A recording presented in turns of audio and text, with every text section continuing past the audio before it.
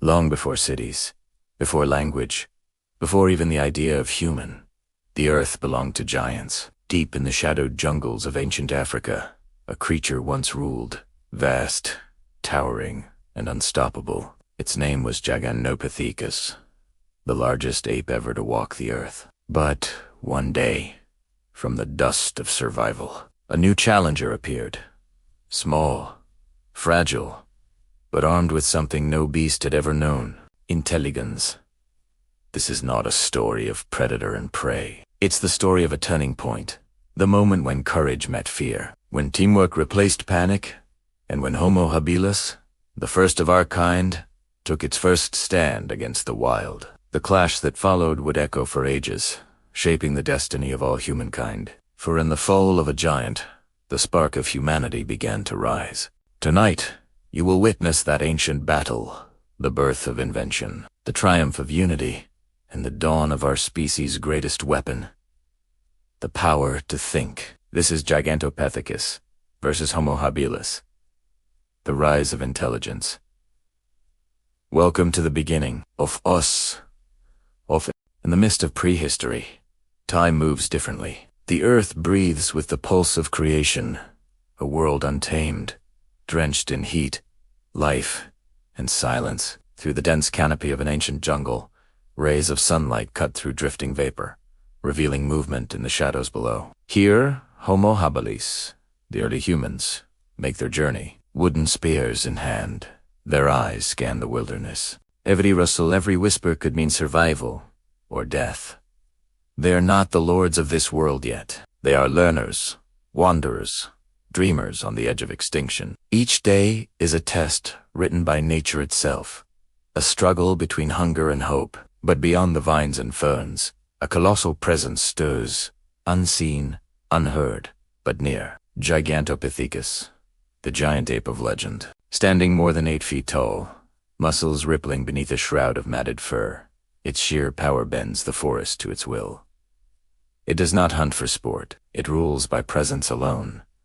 The jungle's peace is an illusion. A single sound, a cracking branch, a startled cry in balance turns to chaos. For Homo habilis, this land is not a home, but a trial. Yet in their small, calloused hands lies something remarkable: intelligence. They craft, they plan, they adapt, and for the first time, the faint spark of human ingenuity flickers against the darkness of fear. Then, it happens. A sudden cry pierces the forest. Monkeys scatter. Birds explode into the sky, and through the mist, a shadow moves vast, deliberate, alive. The forest falls still. Even the wind holds its breath. Somewhere beyond the trees, the giant awakens, and the story begins. Night has fallen across the ancient forest. The air hums with the sound of life settling, and the flicker of firelight dances across the faces of Homo habilis. They sit together in a tight circle, no longer trembling, but thinking. For the first time, they understand that power alone does not rule this world. Thought does. A spark leaps from stone to stone. A brief flash, then another. Light bursts into being, and awe fills their eyes. It is more than warmth. It is revelation. The darkness of fear begins to fade, replaced by the fire of discovery. Beyond the trees, Gigantopithecus stirs restlessly. The giant senses movement, a pattern in the night it cannot comprehend. Its instincts whisper of change. The balance it once commanded is slipping. The early humans work with quiet urgency. They strip branches into sharpened spears, grind stones into blades, and communicate through glances and gestures. There is no leader, only a shared understanding that survival now depends on unity and mind. As dawn paints the sky in gold, they return to the riverbank, to the place of their first fear. But this time, they do not come as prey. They come prepared. The jungle trembles. The giant emerges once more, towering, fierce, unstoppable. Yet before it stands, a group transformed small in size, but vast in intellect.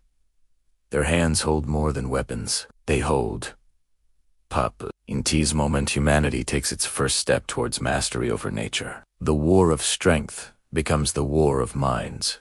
The chill of dawn fades beneath the rising sun. The jungle awakens, a chorus of birds, the chatter of primates, and beneath it all, the faint sound of something vast stirring in the undergrowth. The small band of Homo habilis gathers by the river, their movements careful, deliberate. They speak little, but their eyes tell stories of unease. Someone had seen a shadow the night before, tall, unmoving, unnatural. As they kneel to collect water, the forest falls silent. No birds, no insects, only the whisper of the breeze. It is the kind of silence that makes the skin tighten, the kind that warns of a watcher close by. Then it comes a deep, rumbling growl. The earth trembles. Light flickers through the leaves. And from the trees, the giant steps forward, Gigantopithecus. Its eyes gleam like polished stone, ancient and knowing. Each stride bends the ferns beneath its weight. The air itself seems to bow before its presence. For a moment, time stands still. The early humans do not scream. They do not run. They simply watch two worlds meeting for the first time. This is not merely a battle of strength. It is a clash of will. One creature born of dominance, the other born of defiance. A stone flies through the air, not as a weapon, but as a declaration. Humanity has found its voice. The giant roars in fury, shaking the trees, but Homo habilis hold their ground. Something within them refuses to break the seed of resilience, the spark of thought. This confrontation will not end here. It is the beginning of a long struggle between instinct and intellect, between the past and the future. And from this moment onward, the balance of power begins to shift. The morning mist drifts over the ancient river. The forest hums with tension, and then a thunderous roar splits the silence. The ground trembles beneath enormous feet. Gigantopithecus has returned. Its eyes burn with hunger and rage, but this time something has changed. From behind the trees, Homo habilis move with purpose. Not scattered, not terrified, but united. Sharpened stones gleam in their hands, and wooden spears glow faintly in the firelight. The hunted have become the hunters. The giant charges forward, but the early humans are ready. A signal, a swift motion, and the forest erupts with movement. Spears fly, stones crash, and for the first time, the earth witnesses a battle of strategy, not instinct. The beast stumbles, confused by pain, by fear, a feeling it has never known. It roars once more, but the sound carries no dominance now. It is retreat. When silence returns, the river glows crimson under the rising sun. The small band of Homo habilis stand victorious, wounded, exhausted, but awake. They have crossed a line invisible yet eternal, from surviving to ruling. For the first time in history, intelligence triumphs over brute strength. The forest, once a realm of fear, now echoes with a new kind of power. The quiet power of reason. As sunlight pierces through the canopy, they sit by the river once more, watching the embers of their fire. Those tiny sparks will outlive the forest, outlive the giants, and light the path for the species to come. Night has fallen. The jungle lies silent, but within that silence, a new sound begins the whisper of thought. The fire in Homo habilis' hands is no longer just warmth or light, it is hope. It is memory. It is the first spark of everything humanity would one day become. Gigantopithecus may have vanished into time, but its shadow remains, a reminder that nature's power is eternal, and that survival is never given. It is earned. This was not the end of the story.